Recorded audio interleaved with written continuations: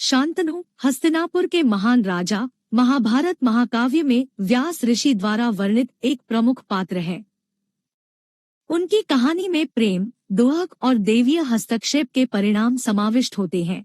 शांतनु हस्तिनापुर के राजा प्रतीपा और उनकी रानी सुनंदा के यहाँ जन्मे थे। उनमें नेतृत्व, ज्ञान और धैर्य की अत्यधिक गुणवत्ता थी। वे अपने राज्यवासियों द्वारा प्यार किए जाते थे और उनके दरबारी उनके प्रति सराहना करते थे। एक दिन गंगा नदी के किनारे टहलते हुए शांतनु ने एक चमत्कारी महिला से मिले जिनका नाम गंगा था। वह खुद नदी की प्रतिष्ठा थी। उनकी सुंदरता और अनुग्रह से प्रभावित होकर शांतनु उनके प्रेम में गिर गए। उन्होंने गंगा के पास जाकर उनसे विवाह करने की इच्छा व्यक्त की, पर उनकी हैरानी के लिए उन्होंने मान लिया, लेकिन एक शर्त पर। शांतनु को चाहे वो कुछ भी करे, उनकी क्रियाओं में दखल नहीं देना चाहिए। गंगा की सुंदरता के सामर्थ्य से चमत्कारित होकर शांतनु उनकी शर्त को स्वीकार करते हैं और उनसे विवाह कर लेते हैं। वे साथ में खुशहाल जीवन जीते हैं और गंगा ने उन्हें 7 पुत्रों की प्राप्ति कराई। हालांकि शांतनु के विपत्ति के लिए वे हर बार जन्म के बाद अपने बच्चों को डूबा देती थी। शांतनु को गंगा के कार्यों से बहुत ही आघात पहुंचता था, लेकिन उन्होंने अपने वचन के वफादार रहकर नहीं सवाल उठाए। उनके 8वें पुत्र के जन्म के समय गंगा फिर से उसे डुबाने के लिए तैयार थी। शांतनु और एक बार बच्चे के नुकसान को बर्दाश्त नहीं कर पाने के कारण अपने वचन को तोड़ दिया और विरोध किया। गंगा ने बताया कि उनके पुत्र स्वर्गीय वसु थे, जो मानव के रूप में जन्म लेने के शाप से पीड़ित हुए थे।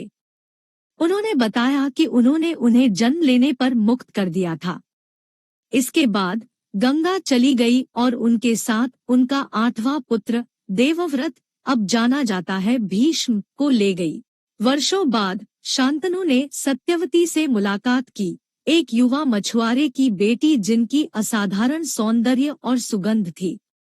वह उनके प्रेम में मोहित हुए और उनसे विवाह करने की इच्छा रखते थे।